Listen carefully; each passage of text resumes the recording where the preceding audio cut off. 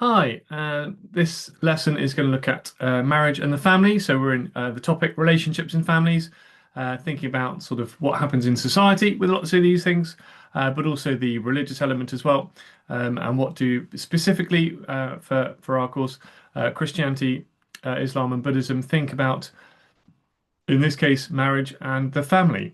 So, sort of the first question that I always ask at this stage is why do people get married? If we were in class, we'd have a look at discussing this. What sort of different reasons can we think of as to why people get married? Of course, really, in many respects, we would want there to be one answer to this particular question. We love the answer to be people get married because they love each other, and that's the only thing. In reality, we have to recognise that within society there are all sorts of different things, and whether it's today or whether historically, there are other factors that are often at play as well as to why people have ended up getting married. To kick us off, here are a few. Love obviously is hopefully a primary factor, especially when we look at Western society in particular. There is a big driver, whether it's on television, radio, adverts, all these sorts of things. You look at the wedding business, it certainly very much focuses on that element of love being the primary motivating factor. Certainly, generally in society around the world, there is clearly a high focus on this too. Okay, so whatever country might want to travel to or be a part of or move to or whatever it might be, certainly we would see a primary focus on love. However, clearly there are other factors as well. There is certainly the concept in society of some people wishing to get married for money. Sort of one might be cynical about that, but it's true. We are aware that around the world there are people who have looked to find someone who's wealthy and then have chosen to try and start a relationship with them because they wish to have that security or luxury and things like that that comes alongside that. Family expectations. This is one that's changed throughout history. I think lots of families would say that they would hope that their children would wish to grow up and get married. How much that is expected is not one thing that's going to be particularly clear. I suspect it's unlikely these days that you'll get many parents telling their children they must get married. However, there are situations when we look around society, and I suspect this tends to be with maybe sort of those of sort of high social status. So when we think about people like royal families, or if you think about families that are landed or with titles, and there is this kind of expectation of carrying on a family name or a family line or something like that. If there is a purpose that comes alongside, sort of people having a relationship and having a family, certainly duties that come alongside that. So again, coming back to the royal family, which is probably the easiest example of this, the monarchy gets passed down through the family line in the UK, and that comes alongside expectations of representing the country, sort of hosting heads of state or promoting trade or other things abroad, visiting different countries and try and sort of make sure that there are good trade relations or other things. So we look at something like the Commonwealth Games in the UK. Again, the royal family is expected to have a part in hosting these things, promoting these things. And so, one might argue that there is some sort of family expectation that people would get married or children would get married. Religious duty certainly comes into this.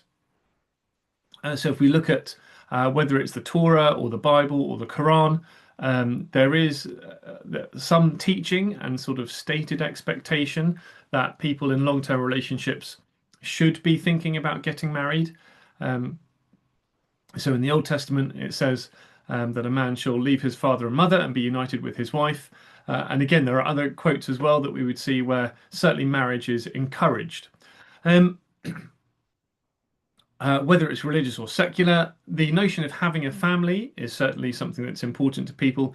And again, often the security that comes with marriage vows and people entering into that relationship is something that's often very important for people. If you're married, then you know that you should have the family stability to then go on and have children and have a family and build that family unit. That is certainly part of the purpose of marriage, I think that people would say.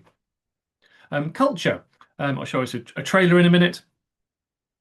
But certainly in the UK, there is a culture of people getting married. If you have a couple in a long-term relationship, it wouldn't necessarily be a surprise for someone to say to them, "Are you planning to get married?" Now, one would expect that to be a close friend or a relation or something like that. But if you look through British history particularly, and I think it's fair to say that would be the same with other countries as well. That there is a culture of people getting married once they are in a long-term relationship, and that comes with other connotations as well, as we've just mentioned in terms of family. But certainly, if you look at the wedding business in the UK, it is huge, and that is because there is a culture of getting married. Arranged marriage. Actually illegal in the UK, so you're not supposed to force your children to marry anyone. However, we are certainly aware that around the world, it's more common in some other countries. So, especially in sort of India or some Middle Eastern countries, there is certainly greater expectation or a greater tradition of parents planning who their children will go and marry. Again, like I say, in this country, we're not allowed to expect children or expect people to go and marry a particular individual, but certainly when you look across the course of history, it has happened. And again, actually, if you were to think about the royal family in the UK, historically there were occasions where a monarch expected their child to marry a particular person, in part to carry on the family line, but also because they were expected to marry someone of a particular social class or status or something like that. Companionship. So, when we look at British society again, there is discussion at some level about those who are lonely and how, as a society, we manage that.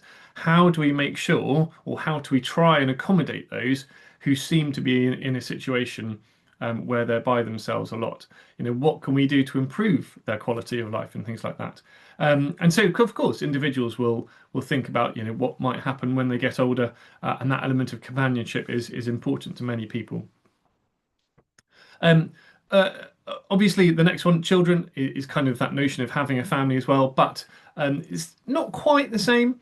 And again, sort of whether this is to do with family expectation, whether it's to do with culture, but again, sort of specifically, if people are wanting to have children, then again, that might be a particular reason why they look to have marriage. But so obviously, there's a lot of crossover there. I suspect it would be sort of a higher level, sort of A level or degree, where you discuss the difference between either just having a family or just having children. Anyway, to legitimize a child, um, certainly I would say in the UK, this is less of a reason these days. So if we were to look historically, if you go back to the early 1900s or maybe into the 1800s, um, it was common to expect if a couple had had a child and they weren't married, it wasn't that unusual to expect them then to go and get married to, as it says there, to legitimize their child or to sort of create that family unit. Sometimes there was often social pressure or familial pressure or expectation for that to occur. So technically speaking, a child born to two people who are not married, they are described as an illegitimate child. Um, and therefore, by you creating that family unit, they would be called a legitimate child. Although, again, like I said, sort of we don't tend to see those phrases used very much in society these days. But nonetheless, it could be a reason. And certainly, I would expect that occasionally that would still be the case in society, even though it's not as common as it maybe was further back in history. To have sex. Especially, I suppose you might link this to religious couples who are waiting until they get married before sleeping with each other. And so I guess that might sort of hasten the speed of which they choose to get married. So, all sorts of reasons there as to why people might get married. Like I said, in many respects, we hope that love would be the primary motivating factor, but we have to recognize there are other things as well. So, just coming back to that notion of culture, I'm going to show you this particular video um, to remind us of a great British film, Four Weddings and a Funeral.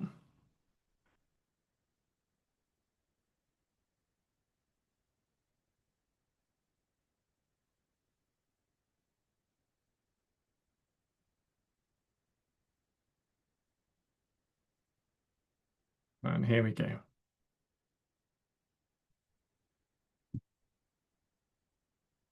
There are one or two things you need for a successful wedding. Tact. So, John, how's that gorgeous girlfriend of yours? She's no longer my girlfriend. Yeah. Still, I wouldn't get too gloomy about it. Rumor has it she never stopped bonking old Toby Delisle just in case you didn't work out. She is now my wife. A discreet best man. Bernard told me he was getting engaged to Lydia. I congratulated him because all his other girlfriends have been such complete dogs. Although, may I say how delighted we are to have so many of them here this evening. Delightful guests. How'd you do? My name's Charles. Charles died 20 years ago. Must be a different Charles, I think. Are you telling me I don't know my own brother? No, no. An experienced vicar. Who lives and reigns with you and the Holy Goat. Ghost. And a loving bride. I do. A film with a message. Don't get married. Unless you fall recklessly in love.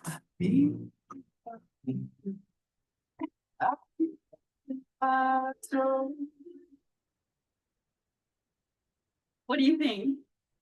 Fine.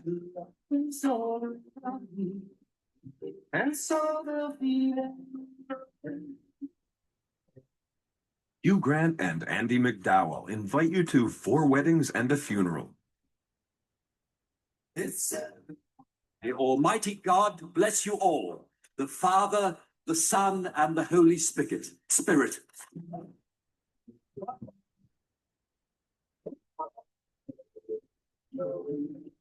Okay, there we go. Like I say, classic British film, but specifically looking at marriage within this country. And like I said, I was just linking that to the notion of culture.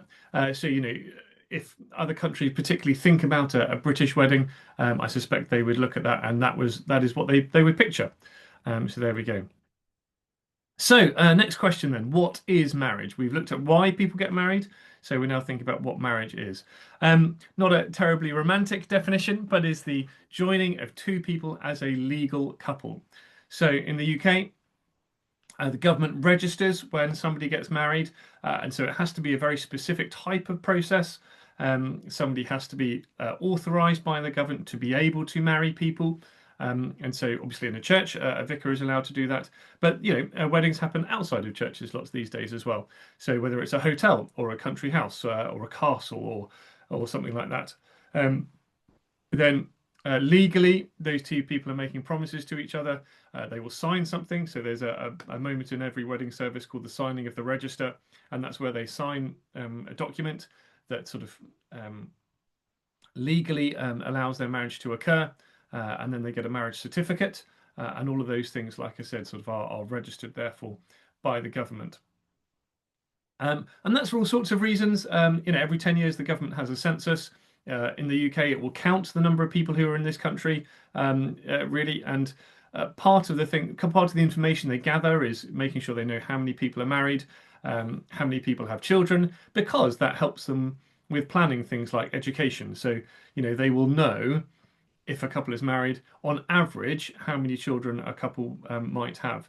And therefore, they can look into the future to think, well, what sort of funding do we need to make sure is available for schools? Healthcare, that is something that, or housing, those two things as well are part of governmental planning. And again, sort of when people are married or not, that's something that affects the sort of planning that a government has. But the legal bit as well is getting a couple to recognise the importance of the vows that they're making when they're getting married. In many respects, we can argue that it's still very much a religious ceremony, even if the people getting married aren't particularly religious. The reason we might say that is because when we look at the promises that are being made, even in a secular wedding, so people getting married, who are atheists or agnostic or who don't particularly want to get married in a church, the promises tend to be very, very similar. So it's about loving people through, life situations that occur that are tricky. So, we'll look at the vows in a minute, but therefore, in many respects, a lot of the process of that ceremony has come from religion because, the religious element to it is so historic that people recognize that the promises that are being made, even if you argue that you're not making it before God, that by promising to marry people for in sickness and health, or for richer for poorer, and ultimately sort of until the end of their lives, that's kind of where, like I said, a lot of these promises still come out of the Bible or the Torah or the Quran. In a church, it involves making vows before God and to each other, demonstrating that long-term commitment. And so the famous line from the marriage ceremony on that basis is "till death do us part." And like I said, it shows the intended length of that particular relationship. Now, here are the vows. I mean, they're not the only things that a couple would say in a wedding service, but if someone were getting married in a church, and again, sort of if you were to be in a synagogue or a mosque or something like that, the promises that you make would be very, very similar. And again, one suspects if someone was doing a secular wedding, then again, they're likely to make these sorts of promises to demonstrate that they're planning to love the other person in all sorts of different life situations. So, I take you to be my husband or wife, to have and to hold from this day forward, for better, for worse, for richer, for poorer, in sickness and in health, to love and to cherish, till death do us apart. And then again, obviously, this is specifically in relation to somebody who's sort of Christian or Muslim or Jewish getting married. They would reference gods. So, according to God's holy law, this is my solemn vow. Now, in lessons, we often discuss, what these vows teach us about the expectations of marriage, um, and how realistic they are in today's society. And I think often we find that those people who are looking to get married might well dwell on these sorts of vows or these sorts of promises before they do so, just to try and think ahead. If you're genuinely promising to someone you're going to love and care for them until the end of their lives or your lives, what does that actually mean? So when we look at these vows, for richer, for poorer, so in some respects, one might argue that in a position of wealth and financial security, easy for that relationship to carry on, because the money issue isn't a problem. But if somebody loses a job, or for whatever reason poverty occurs, someone may have lost money in investments or something like that, how will they cope in that particular situation? And certainly a lot of churches and mosques and synagogues, if couples are planning to get married, they will ask them that question: have you considered this sort of life situation, in sickness and in health? Again, if or a couple rather, two people in a couple are healthy, that sort of life situation should be straightforward in many respects, because the issue of health isn't a problem. But I think it's inevitable that some health issues will crop up. Now, they might be minor, and whether that's just because of advancing age, somebody finds that, I don't know, their liver is struggling or their pancreas is struggling or something like that. And so they need medical care. But of course, we could look at some of the most extreme situations.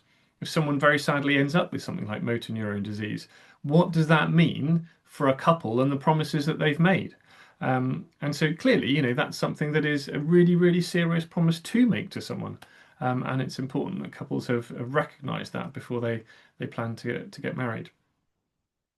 To love and to cherish, it's a very straightforward command to get people to recognize that actually you are cherishing, you are loving, you are looking after, you're caring for the person that you are married to, until death do us part. So, it doesn't take long to say those particular vows. They are short in some respects to say, but actually the promises that they're making are very, very significant. And you look at the end of that, this is my solemn vow. It's demonstrating that this is important, that it's serious, and thought through, I hope. And so, those are the expectations that arguably the marriage service includes. Now, of course, one very interesting thing to discuss is how realistic these expectations are in the modern age. If we look at how society has changed, especially over the last 100 to 150 years, people are much more mobile than they used to be. if we were to go back into, the 15, 16, 1700s, life expectancy was shorter. People tended to stay in the towns or village that they lived in. There wasn't a lot of movement. And that meant all sorts of things when we consider relationships. It meant that people's life experience would have been very similar. Life expectations were probably very, very similar. The sorts of things that they enjoyed were likely to be similar. Um, and so there were probably things that, when people were getting married in the 1700s, for example, that they didn't really have to think about because they weren't factors. However, in today's much more mobile age, you take two people who have fallen in love and they live in different countries or they're from different countries, they've grown up in different places. And, part of that conversation then is, where are we going to live if we're married? Um, and that could be a barrier for some people. Someone who goes on holiday and falls in love, and wants to spend their life with someone, but is unwilling to compromise on which country they live in. That might make things more difficult. Then we think about jobs as well. So as I talked about in a previous video, there are some jobs that are requiring people to spend a lot of time overseas or in different places. We think about the way air travel has changed the way we move around the world. And there are, you look at someone like tennis players. Tennis players are abroad for something like 10 or 11 months of the year.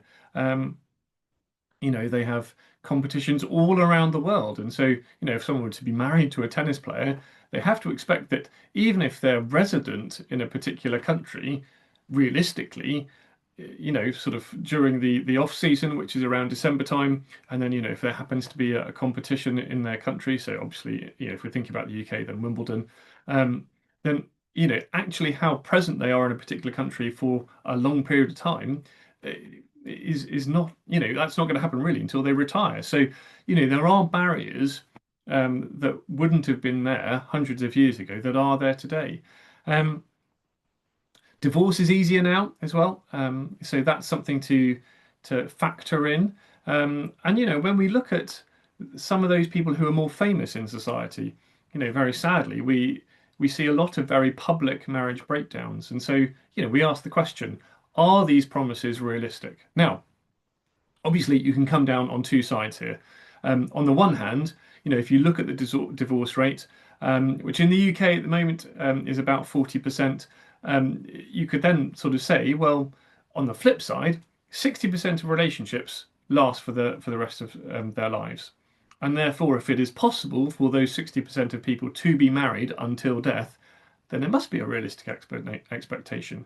We still see examples of people who are able to keep to those promises and work through life's tricky situations, and therefore manage to promise to be with each other until death do us part. On the flip side, I suppose you might point out to rising divorce rates. They were fluctuating up until about 2022. Then a new law came in, making it easier to get divorced, and we'll cover divorce in a few lessons' time. And therefore the divorce rate has jumped again a little bit. It's now starting to dip again as sort of that settles down in society. But if you look at some famous people like Elizabeth Taylor, who was married 8 times, what does that mean for the promises that she made and the expectations she maybe had of those relationships? And like I said, really the answer to that question is very, very individual. It will depend on so many factors that are different in different circumstances. But those are some of the things to consider when we ask the question: are the vows made at a wedding realistic in today's modern age? Then just a little bit on a Christian wedding, just so that you have a little bit more understanding about the process of it. And this first point is one that I would actually like you to make sure that you're really aware of. It's a really strong argument in exams and assessments when you're talking about marriage and the importance of it. The fact that in Christianity it's regarded as a sacrament, which means it's an outward sign of a spiritual blessing from God. So Christian couples would say that marriage is super important. And again, really, you find that notion again in both Judaism and Islam, although it's not regarded as a sacrament particularly, because it is encouraged within the Holy Scriptures, is seen to be very important. Then a little bit about the process. Obviously, a couple will go to church. They have to be married by a priest or a vicar. Outside of a church, if you're in a, I don't know, a country house or a castle or whatever it might be called a celebrant. But again, that person is legally registered by the government or recognised by the government as someone who is able to marry people and confirm the promises that they've made. After marrying in a church, a vicar would give a sermon about what the marriage is. They'd be asked 3 set questions to the bride and groom to make sure they understand the significance of what they're doing. The couple would make vows, and the priest would declare that they have been married before God. The priest would then say, "What God has joined together, let no man put asunder," and that phrase means to break apart. Rings were exchanged, and the priest would then bless the marriage, and the couple would sign the register to legally bind their marriage. Finally, then, I'm going to ask this question. People should only marry someone who is the same religion as them. It's a really interesting question. And, it is the sort of thing that could be the subject of an essay question in the exam. You will find people clearly on both sides of that particular argument. Arguing for this, you would have points such as, if you're expecting to raise children, then clearly it would be much easier if you're married to someone of the same religion, because then you'd be raising the children in a faith and there would be no question about that. In terms of beliefs, whether it's working to something towards like heaven, then again, sort of both couples are on the same page with that sort of thing. Sharing life experiences, 2 couples who are, if you have a couple who's Christian or Muslim or Jewish or so on and so forth, then, on their holy day, so Friday for Muslims, Saturday for Jews, Sunday for Christians, they'd be going to the church or going to the synagogue or going to the mosque together. And so, that's an experience they would share. They'd be able to pray together, to read their Holy Scripture together. And those things, would arguably strengthen their relationship. So certainly we can see plenty of arguments for people saying that you should marry someone who is the same religion. However, we certainly do see in society atheists or agnostics marrying someone who is Christian or Muslim or Jewish or another faith as well, Buddhist. And so, that variety is definitely there in society. And, one could argue that love might cross boundaries here. So if you fall in love with someone fall in love with a person who is of a different religion, should you then not be able to marry them? And, clearly there's an argument to say that that shouldn't be a factor. If you love someone, you love someone. One could talk about the fact that if there are people of a different religion, so maybe a Christian and a Muslim who are married, it might give their children choice in terms of their faith and how they feel wanting to follow that. So, there are certainly ways we could argue both for and against. Generally speaking, religious teaching would encourage Christians or Muslims in particular, to marry someone of the same faith. Because of things like raising children in the faith and being able to practice their religion together. Buddhists would probably be a little bit more flexible here, because the way Buddhists practice their religion, there are more liberal elements to it. And so, again, they'd rather focus on things like right action or, the way the relationship is together, in which case Buddhists would probably be less concerned as to whether or not somebody was or wasn't a Buddhist. Probably easier to be agnostic or an atheist and married to a Buddhist than it would be someone of a different faith. But I think certainly those possibilities would be there. As I've discussed before, often the case with Buddhism is, can people abide by the principle that the relationship is long-term and loving or caring? And if that is possible, then they would say it is perfectly fine to marry someone of a different faith, I would think. In terms of conclusion, that obviously is entirely up to you. Okay, so hopefully that gives you lots of things to think about marriage. And I hope that means that you now feel more confident and more secure with